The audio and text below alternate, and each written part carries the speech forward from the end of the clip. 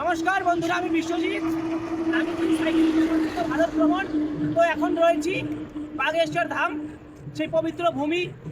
আর এখান থেকে মাত্র 7 কিলোমিটার বাকি, আর এখন ন্যাশনাল হাইওয়েতে রয়েছি। আর আজকে দেখো কার সঙ্গে দেখা হয়ে গেল। আমরা 70 দিন অপেক্ষা করেছিলাম এই বন্ধুর জন্য।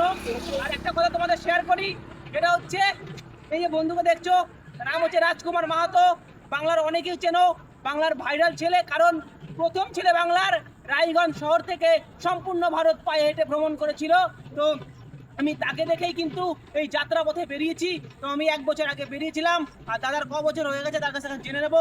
দাদা, তোমার কতদিন হয়ে গেছে যাত্রা করতে করতে? আমার আজ 3-4 বছর হয়ে গেছে। 3-4 বছর 4 বছর হয়ে গেছে।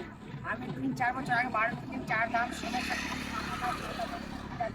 করে এখন রামেশ্বরম থেকে বাগেশ্বর চলে আসি। জয় শ্রীরাম। জয় শ্রীরাম। তা বন্ধুরা, একটা কথা শেয়ার করি, এই পর্যন্ত আমরা আসতে পারছি, বন্ধুই বলো আমি বলি, তোমাদের সাপোর্টে, তোমাদের ভালোবাসায়।